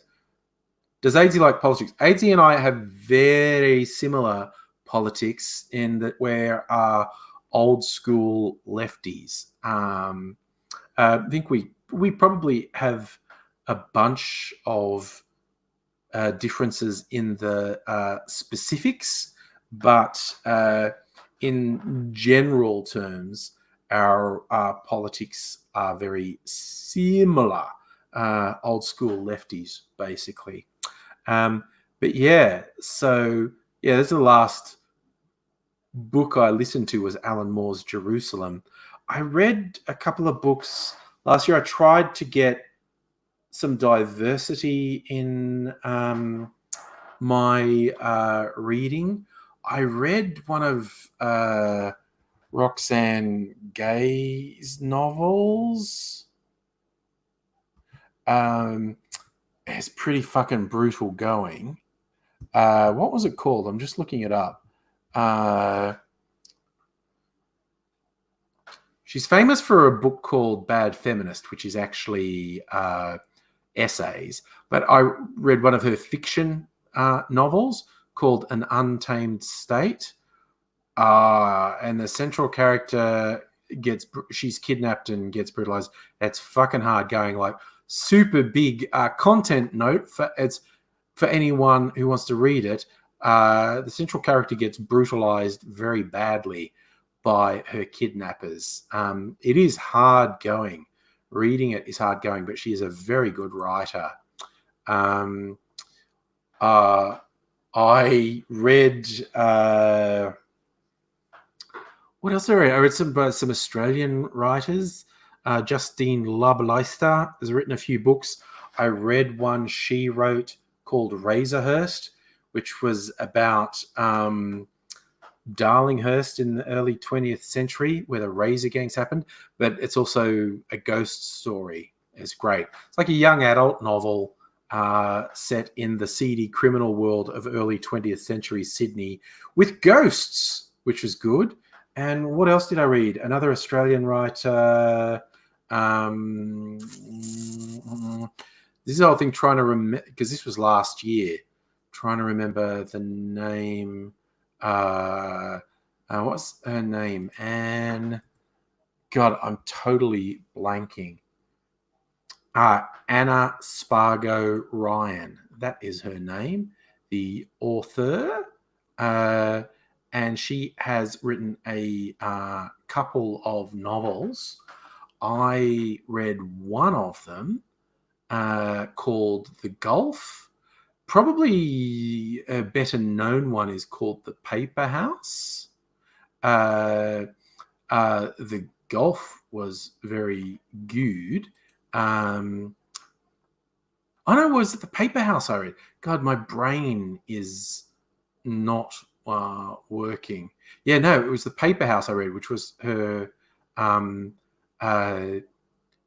debut novel, and the narrator, central character, has mental health problems and is really well written. Anna Spargo Ryan. Well, Bollocks, I haven't done a viral video in ages. Yeah, it's because I'm a lazy shit and I don't put enough work into my videos. Andrew, I haven't read His Dark Materials. There's a TV adaptation of it coming out. High budget TV adaptation about to come out. For those who don't know, the His Dark Materials series is basically an atheist version of C.S. Lewis's Lion, the Witch, and the Wardrobe. That's a massive oversimplification. But the Lion, the Witch, the Wardrobe series is young readers, young adults series. Very, very thinly veiled Catholic allegories. So it's the Christ story, very thinly veiled in fantasy sequence for young readers, whereas His Dark Materials is very much an atheist take on the genre. They made a movie a few years ago. Daniel Craig was in it, of the first book, The Golden Compass. Didn't do very well, so they didn't make any more of the movies. But they're doing the whole series as a TV series. I think, yes, PBA, right. The young girl who's the lead in the TV series was in Logan. She was, Logan's metaphorical daughter. She's very good in that. So it'd be interesting to see her in his Dark Materials. Well, apologies. Oh, what do I think? Yeah, Ivan Milat's dead. Yeah, finally. Piece of shit. Now maybe they can go over his family because he the dirty. Ivan Milat didn't act alone, but I think the prosecutors in his case were worried muddied the waters by bringing his family into it. He might get off. And he was a bad, bad person who needed to be in prison. And yes, he died. He was getting some treatment for cancer, which killed him. And look, I saw a lot of people saying like, oh, why do we waste money treating someone like him?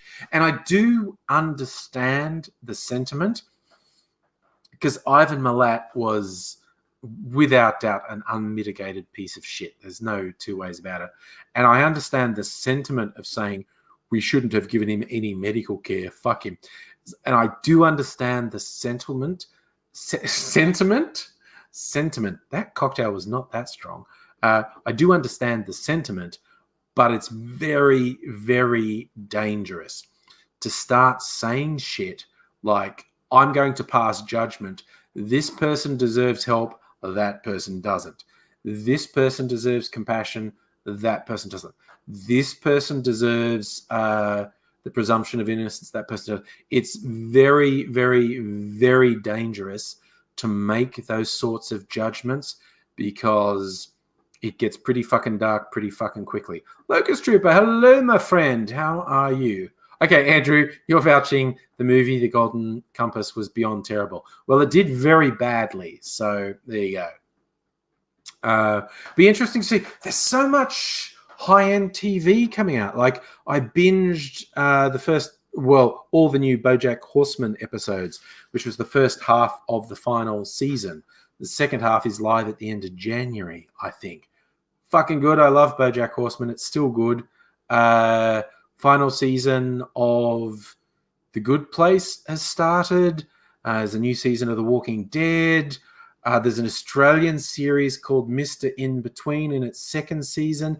If you've never seen it, I recommend you get it. The only way to legally watch it in Australia is on Foxtel. You know, I said legally. But yes, if you get the chance, watch Mr. In Between.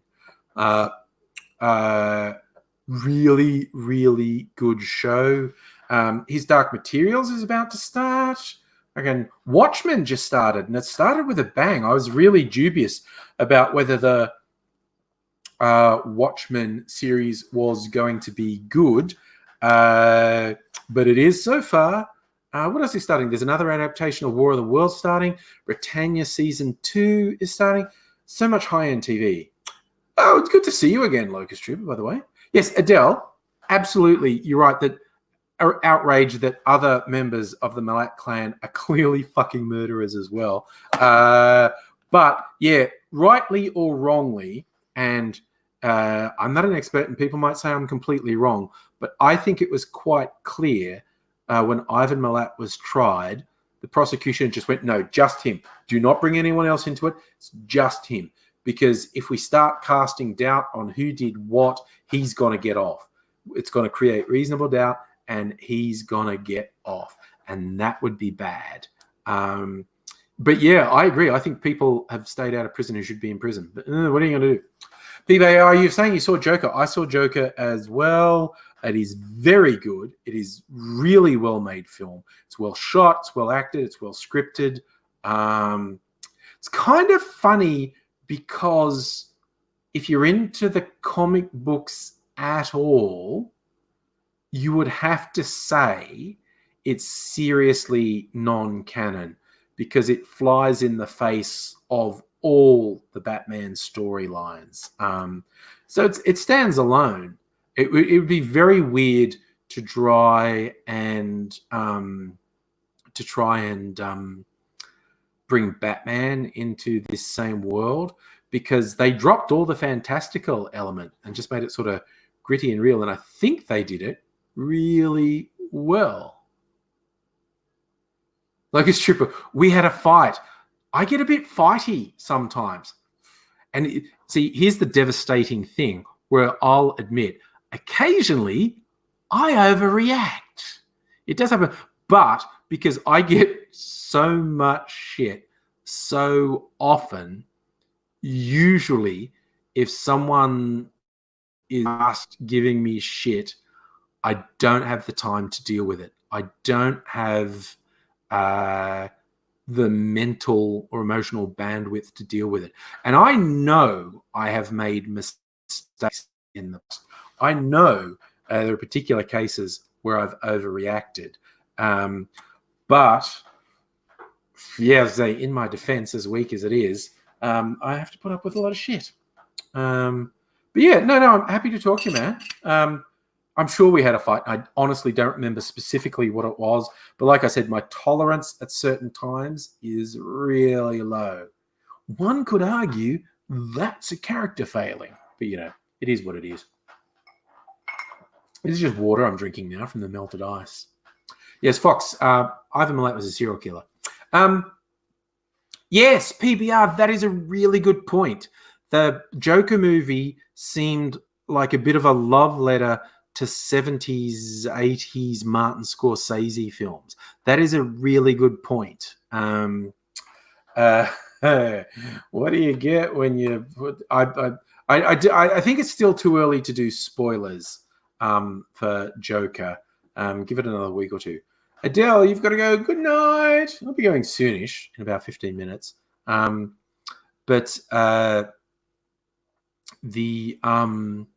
Yeah, I was surprised how good Joker was. I have to admit, I read some of the press that the guy who I think wrote and directed it seems like a colossal arsehole. Because apparently he made the Hangover movies and some other comedies and now he's made Joker, which is really weird because it's a really, really just technically good film.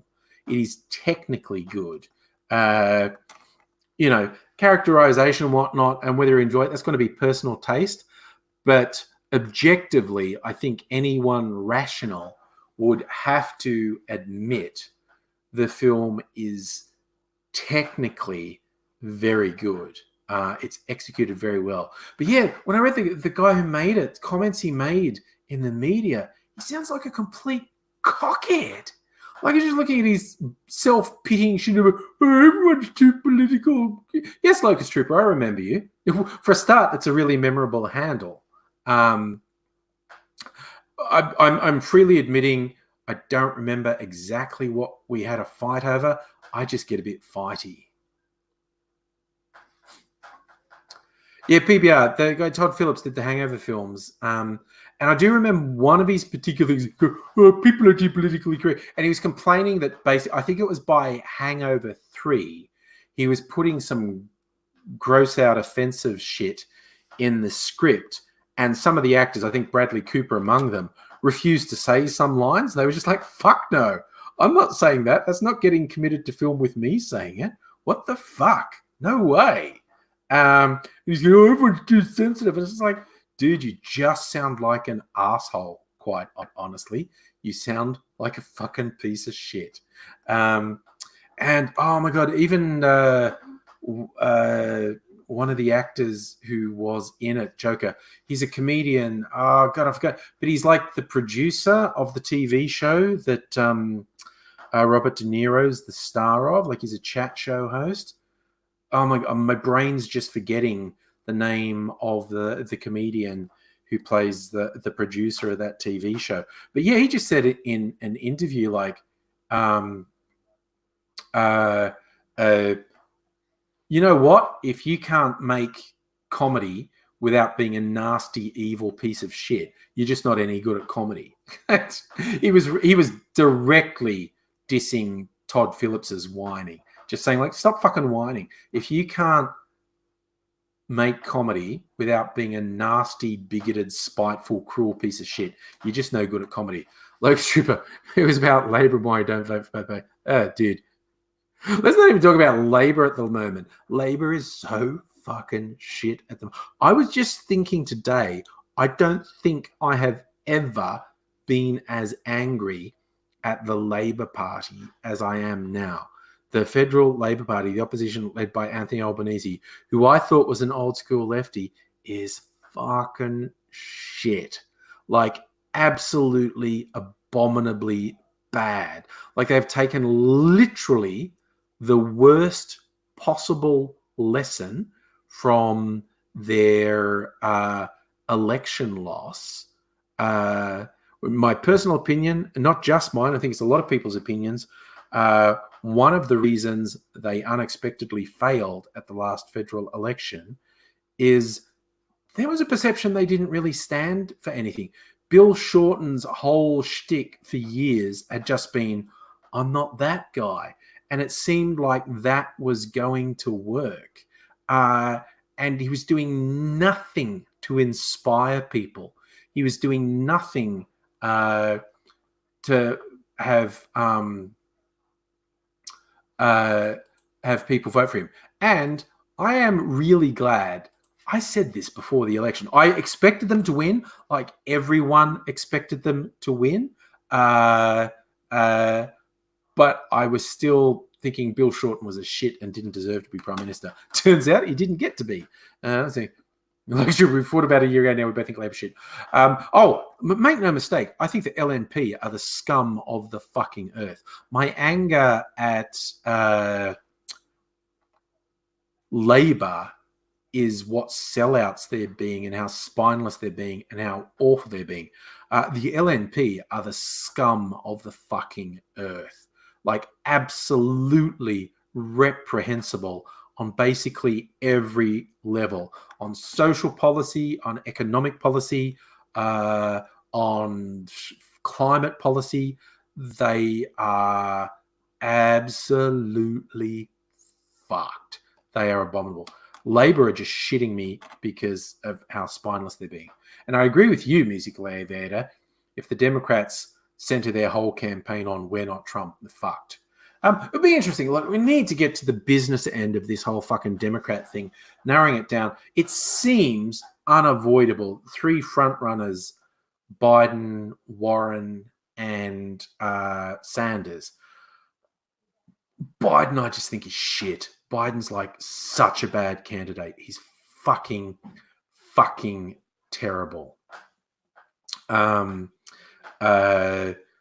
tend to lean towards Warren.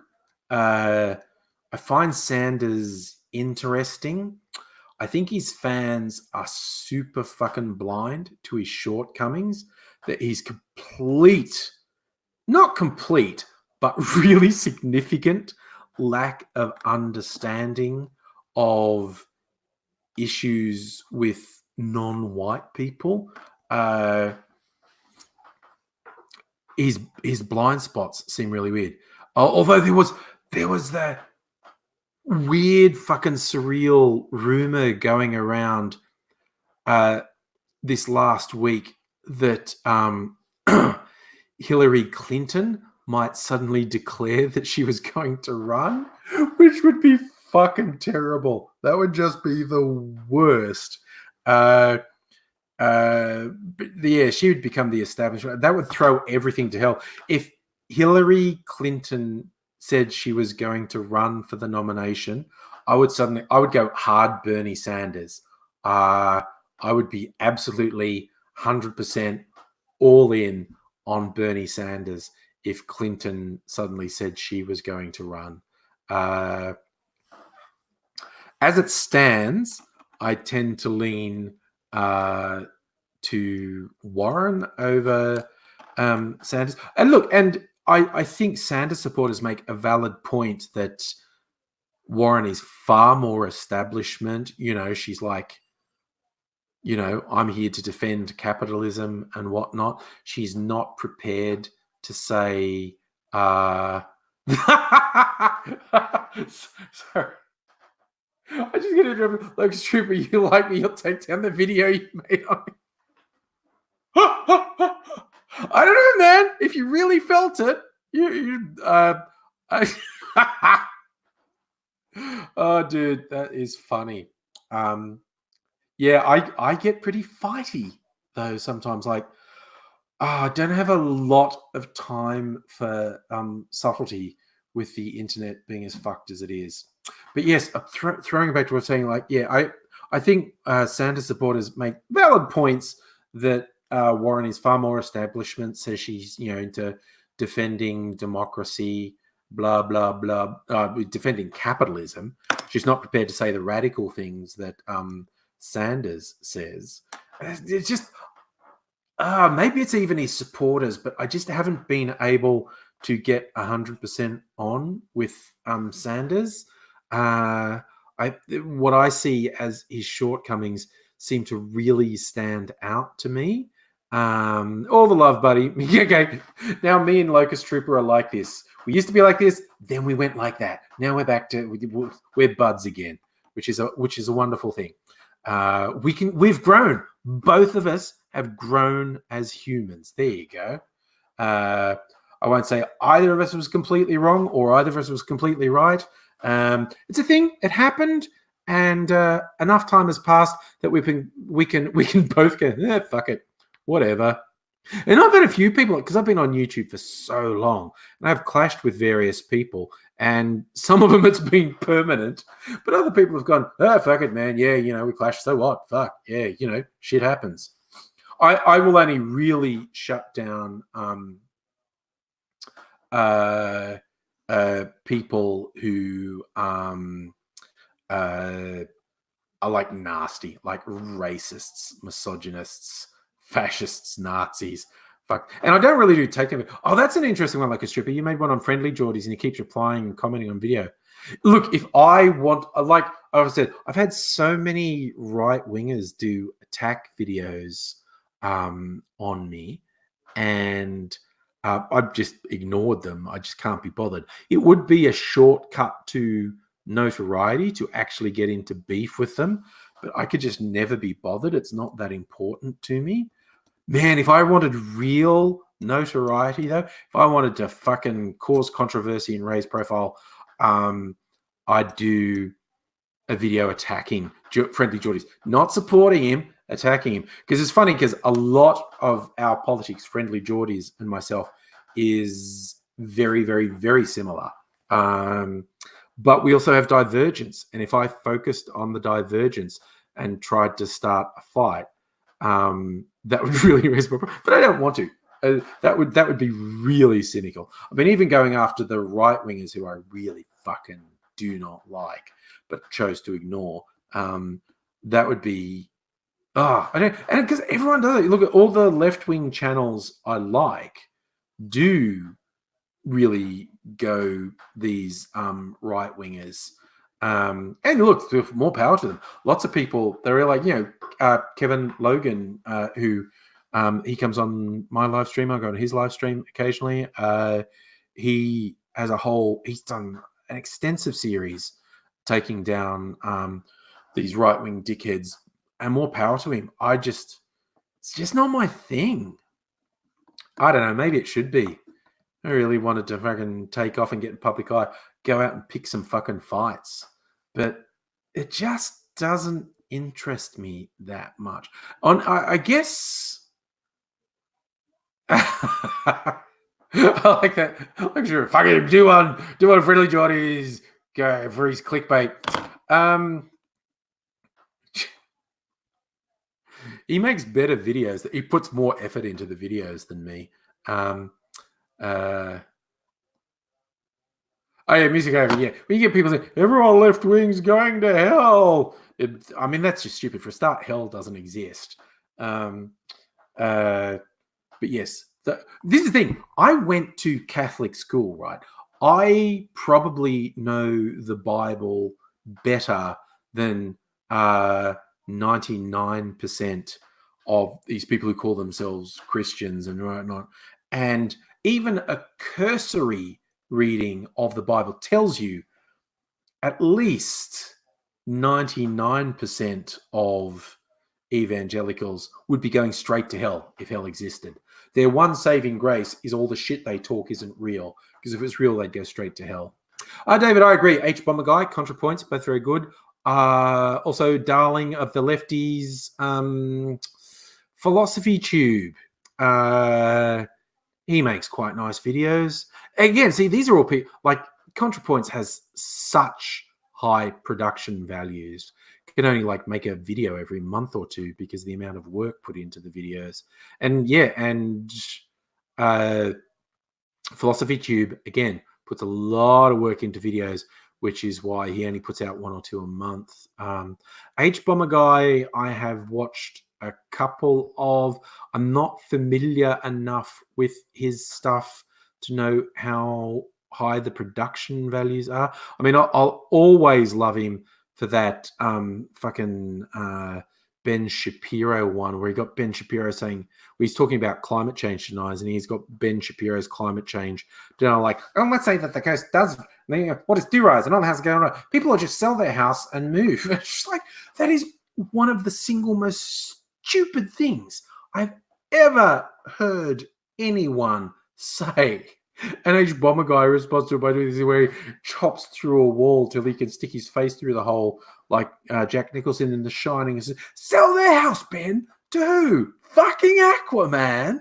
It's just like, this. One of the things that does my head in is these right-wingers who say such brain-bendingly stupid things that are just demonstrably fucking moronic.